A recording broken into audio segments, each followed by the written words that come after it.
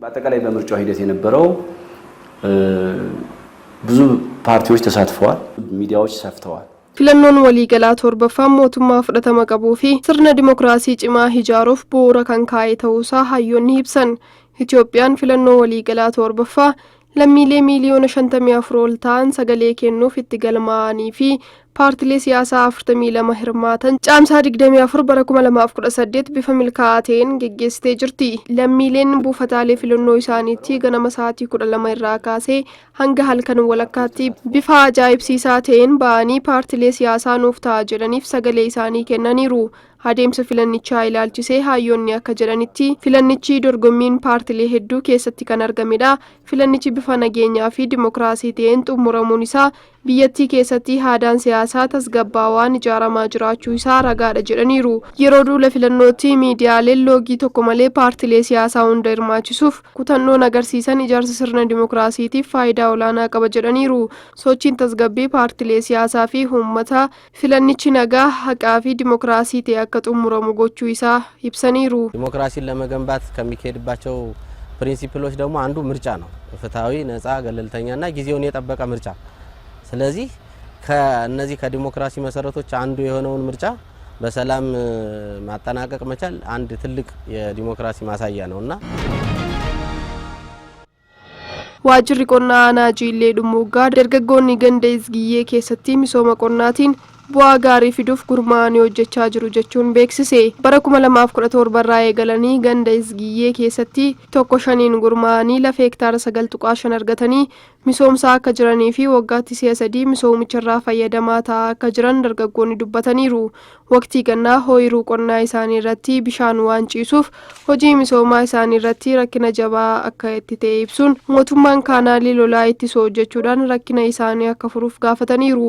Itti gaafatamaan waajjira qonnaa ganda Izgiyyee obbo Hasan Ahmed akka dubbatanitti bara darbeerraa jalqabee dargaggoota 53 ta'an lafa hektaara 9.5 akka misoomsaniif ganda keessaa lafti kennamuu fi ibsaniiru. Dargaggoonni misooma kana misoomsaa kan jiran gurmaa'ina 1-5 yoo ta'u si'a takkaatti qarshii hanga 100 akka argatan ibsaniiru. Itti gaafatamaan waajjira qonnaa aanaa Jiillee Dhummuuggaa obbo Abduu Muhammed akka ibsanitti sadarkaa aanaatti dargaggoota damee qonnaatiin gurmeessuun fayyadamaa gochuun cinatti hojiiwwan hedduu hojjetamuu dubbataniiru. በግብርና ዘርፍ ከወጣት ስራ ዕድል ፈጠራ ጋር በተያያዘ በተለያዩ ዘርፎች እንንቀሳቀሳለን። Hooggantoonni fi ogeessonni olaanoon naannoo Amaaraa fi bulchiinsa magaalotaa hojiiwwan babal'isa dhaabbilee fi tajaajila fayyaa bulchiinsa magaalaa Baahir Daar keessatti argaman daawwataniiru. Hoogganaan biiroo fayyaa naannoo Amaaraa Abdul Kariim Mangistuu akka dubbatanitti uummanni tajaajila fayyaa qulqullina qabuu fi loogii irraa bilisa ta'e akka argatuuf hojiin bu'uuraalee misoomaa dhaabbilee fayyaa babal'isuu fi haaromsuu xiyyeeffannoo guddaan hojjetamaa jira jedhanii naannicha keessatti buufataaleen fayyaa 930 olii fi hospitaalonni 100 ol akka jiran kan ibsan hoogganaan biiroo kun dhaabbilee kanaa dhukkubsattootaaf mijataa qulqulluu fi hawwataa gochuuf hojiin jalqabamee cimee itti fufeera jedhaniiru. Keessattuu fayyaa haadholii fi daa'immanii eeguu akkasumas dhibeewwan daddarboo fi daddarboo hin taane ittisuu irratti xiyyeeffannoodhaan hojjetamaa jira jedhaniiru. Sirna ragaa fayyaa dijitaalawaa gochuudhaan tajaajilicha waraqaa irraa bilisaa fi ariifataa gochuuf carraaqqiin taasifamaa jiraachuus dubbataniiru. Tajaajila fayyaa qulqullina qabu naannolee hundaatti akka dhaqqabu gochuufis akka hojjetamu hubachiisaniiru. Itti aanaan dursaa kantiibaa bulchiinsa magaalaa Baahir Daar Goshoon Daalaamaw magaalattii ammayyeessuu, miidhagsuu fi fayyaalessa gochuuf bu'uuraalee misoomaa guutuuf hojjetamaa jiraachuu ibsanii sadarkaa buufataalee fayyaa guddisuu fi ammayyeessuudhaan daa'immanii fi haadholiif tajaajila dhaqqabsiisuuf hojjetamaa jiraachuus ibsaniiru. ሰላምን ዋነኛ ሚኒስትሪ ማድረጋችሁ በተለይ በብሔራዊ ጥቅም ዙሪያ ላይ ዜጎቻችን የተቀራረበ ግንዛቤ ሊኖራቸው ይገባል። Duudhaalee waliin jireenyaa ijaarsa nageenyaaf oolchuudhaan wal danda'uu fi walitti dhufeenya uummattootaa gabbisuun akka barbaachisu deetaan ministeera nageenyaa Dr. Keeraddiin Tazarraa ibsan. Ministeerri nageenyaa abbaa taayitaa miidiyaalee Itoophiyaa waliin ta'uun gaheen dhaabbilee miidiyaa ijaarsa nageenyaaf jedhuun hooggantootaa fi ogeessota miidiyaalee waliin magaalaa Hawaasaatti marii geggeesseera. Deetaan ministeera nageenyaa Dr. Keeraddiin Tazarraa maricha irratti akka jedhanitti nageenya cimsuuf qorni dhaabbilee miidiyaa olaanaadha jedhanii akka biyyaatti duudhaalee keenyaa ijaarsa nageenyaaf oolchuun wal danda'uu fi walitti dhiyeenya uummataa gabbisuun akka barbaachisu ibsaniiru. ማህበረሰብ ሰላሙን አጽንቶ የሚፈልገው ደረጃ ላይ መሄድ ካለበት መረጃዎች በተለያየ ደረጃ ላይ የተሳሳቱ መረጃዎች ሲመጡ ኖ ብሎ መክቶ ቤስት የተባለው መረጃ አዳምጦ ጥሩ ውሳኔ እንዲወስን በማድረግ ደረጃ ላይ አፕ ቱ ዴት የሆኑ ተጨባጭ የሆኑ እውነተኛ መረጃ በየጊዜው ማቅረብ ያስፈልጋል። ሰላም የሰላም ጥቅም ወይም በሰላም ምክንያት የተገኘ ጥቅም ማንም ሰው የሚያየው ነው።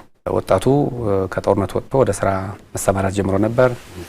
በጦርነት ውስጥ ሲሳተፉ የነበሩ ወጣቶች በዲዲአር እየወጡ በቂ ባይሆንም ገንዘብ እያገኙ ወደ ነበሩት ስራ ወደ ነበረበት ስራ መግባት ጀምረው ነበር። ገሬን ሀቡትኒ ዱራኒ ያኮ ሆጀቴ ጀላ በቀቹፍ ጀቻ ሆምኖተ ፈረነጌኛ ከን ኬሳፊ ሀላ ወሊን ሚቾሙን ሎሎሁሙ ሙርቴሱ ኢሳ ጎቻን አገርሲሳ ጅረ ጀቹን ሚሴንሲ መነመሬፊ ኢትያናን ዱረታ ሚዲያ ፊ ኮሚኒኬሽኒ ፓርቲ ሲምራት ኦቦ ጣሃሜ ሀራዶም ይብሰን ሚሴንሲ መነመሬ ፓርቲ ዲሞክራታዋ ሲምራቲ ፊ ኢትያናን ዱረታ ደሜ ሚዲያ ፊ ኮሚኒኬሽኒ ኦቦ ጣሃሜ ሀራዶም ሀለ የሮና ኖ ትግራይ ላልቺሴ ተጃጅለ ወዱ ኢትዮጵያ ወሊን ቱርቲ ታሰኒሩ ቱርቲ ሳኒቲን የሮ ወሊ ገልቴን ነገኛ ፕሪቶሪያ ሆጂሮ ወልቲ ናንቸቲ ነገኛ ዋራፊ ተስገቢ ከኖሜተው ይብሱን ወሊ ገልትቸ ቡሬፈቹን ሞቱማን ፌደራላ ዳብሌ ተጃጅላ ዋሱማ ፊ ዲነግዴ ጭቴ ቱሬ አተተማን ገረ ሆጂቲ ከን ዴቢያን ተውሳ ዱበተኒሩ ደርገጎኒ ወራና ኬሰቴ እርማታ ቱረን